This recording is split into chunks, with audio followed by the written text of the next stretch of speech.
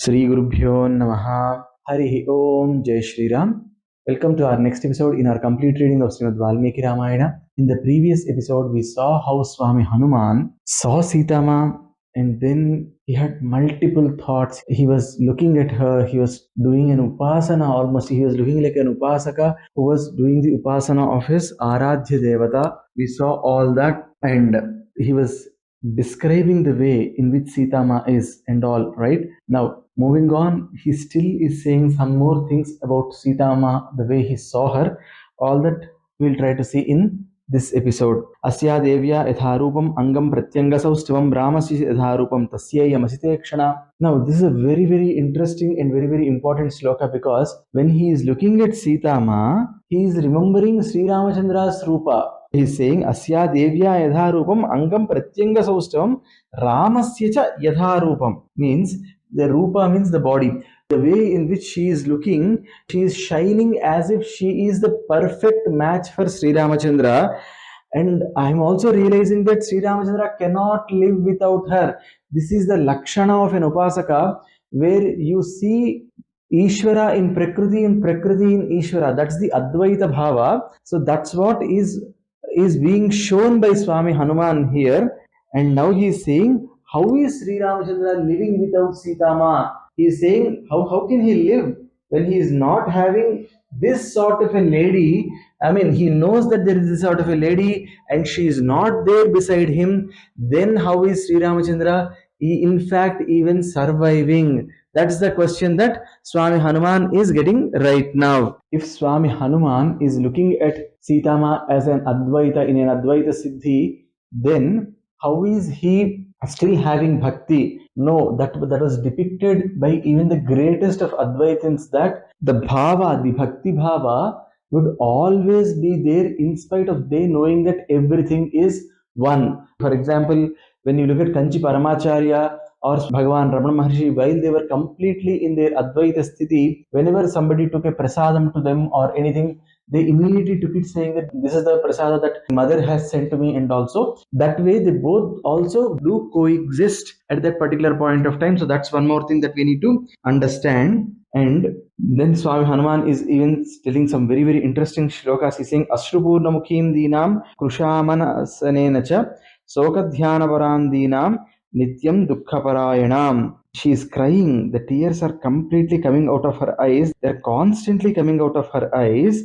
And this is going to harm Ravana like anything because he is making her cry on a daily basis. And this is not correct. And so Swamy Hanuman is now feeling very, very sad. He is looking at her eyes and he's actually feeling very sad about her. And now Swamy Hanuman is now again remembering Sri Ramachandra. He is saying, Asya devya manastasmin tasya chasyam pratishtitam teneyam SrimadRamyana muhurtam abhijivati. How is Sri Ramachandra surviving? Dushkaram krutavan ramo hino yadanaya prabhuno. Look at the words he is using here. He is saying Sri Ramachandra is doing a very, very, very tough thing. He is saying, my Sri Ramachandra's heart, it's very strong. Nobody can do the thing that Sri Ramachandra is doing right now.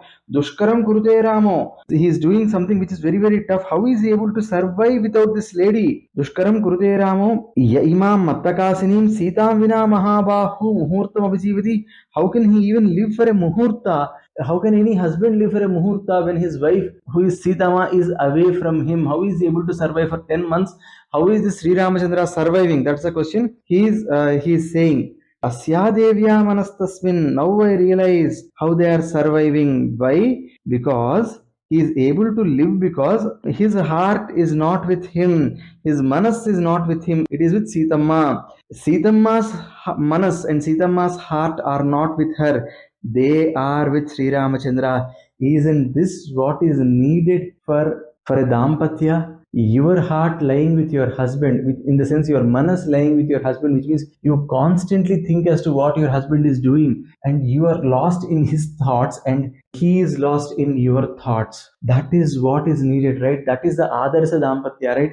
Now this is the reason why most of the wedding cards have the photographs of Sitaamaa and Sri Ramachandra, because their hearts were with each other. If there is one of the greatest love stories in the world, that is the love story of Sitaamaa and Sri Ramachandra, because Yes, they got married, and after that, the way they loved each other, the way they both lived for each other, that's an example for all of us, for all the generations that would come. And here, Swami Hanuman, he is saying, Rajyam va Trishulokeshu, Sita va Janakatmaja, Trailokya Rajyam Sakalam, Sitaya Napnuyat Kalam. Here again, Tamil Shanmukh Sharma Garu, while doing the Vyakhyana for this sloka, he says, here also you can see Tripura Sundari Tattva, because Rajyam va Trishulokeshu, Sita va Janakatmaja. He's saying the beauty of all the three worlds is in SitaaRama. Swami Hanuman is saying, before the beauty of SitaaRama, even the beauty of all the three worlds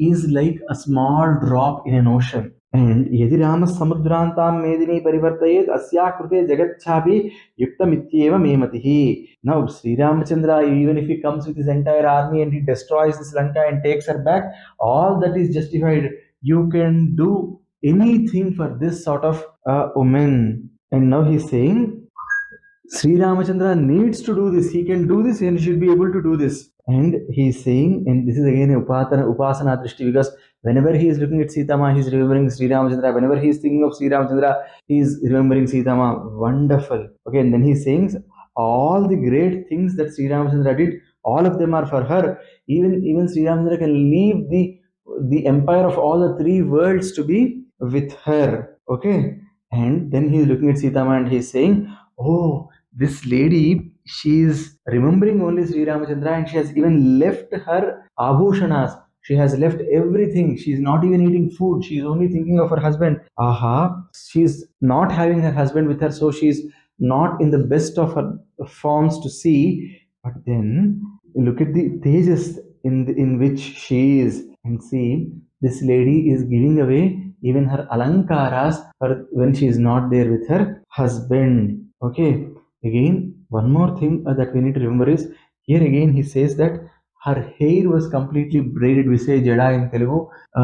This is choti in Hindi and all that. They wear the plaits and the braids. He says she is wearing that because when you leave a loose hair, that's an invitation for the negative energy in the world to come towards you. While all this is happening, she is not leaving dharma. She is still plaiting her hair. Which is a wonderful thing that Swami Hanuman is again telling us here. All the Rakshasi women around her, they were probably leaving their hair loose, but no, SitaaRama was still not leaving it that way, because again that would attract negative energy of the world, that would attract the demons of the world towards you, and handling that would become another big challenge. So this is one more secret that Srimad Valmiki Ramayana is telling all of us. Bhartanam aparam narya bhushanam bhushanadapi eshatu rahitadena bhushanarhana sohate. He's saying she can wear all the ornaments. They are here also, but because husband is not there, she is thinking that she should not look in a very attractive form or in a shobhayamana way, in a very gracious form. Hence, she is not wearing all these abhushanas, is what Swami Hanuman is telling all of us here. And then here is one of the greatest slokas again. This is the lakshana of an upasaka that is being told here. Naishavasyati rakshasyo neman pushpafaladruman ekastha hrudayanunam ramamevanupasyati. This is like, if you are a sadhaka, if you are a seeker spiritually, if you want to do the darshana of Sri Ramachandra SitaaRama, you should remember this sloka. Naishavasyati rakshasyo. Naishavasyati rakshasya means around SitaaRama there are a lot of rakshasas, but SitaaRama is not looking at any one of them. Neman Pushpafaladruman, she is not looking around the beautiful trees, the beautiful creepers, the flowers, the new leaves that have come out, the wonderful buildings that were constructed in the middle of that vana. SitaaRama is not looking at any one of them. Ekastha hrudayanunam, with her heart, with the Trikarana Suddhi, with her heart, mind, and her physical body, she is looking only towards one person, and that is Sri Ramachandra. Ekastha hrudayanunam ramamevanupasyati. If you can look at Sri Ramachandra, if you can look at the God with your heart, removing yourself from all the distractions, you would see him, you would find him. That's what SitaaRama is telling all of us. This is what we need to learn. This is the Bhakti Yoga. This is what we need to learn. If you put the entire Rama Bhakti in one place, that is SitaaRama. Ekastha hrudayanunam. with all the concentration, without any diversion, without any problem, without any lamentation, with completeness of heart. Ramamevanupasyati. If you can look towards Sri Ramachandra, Sri Ramachandra would come to you. The way he came for Sitama that day, he would come to you. No, no, many of us complain, right, that I am not able to do puja in my house. This is not happening to me. That is not happening to me. They all will happen to us when we look at Sri Ramachandra like this. Now, this is Saundarya, right? This is the beauty. When you can look at Sri Ramachandra that way, that is the beauty. Tulya Sila Vayo Vruttam, Tulya Vijana Lakshanam, Raghavodhati Vaidehim, Tam Cheyam Ajitekshana. Now he's saying Sri Ramachandra deserves a wife like Sitama. I have seen how Swami Sri Rama is. He deserves like a wife like Sitama, and Sitama deserves a husband like Sri Ramachandra. These people are one.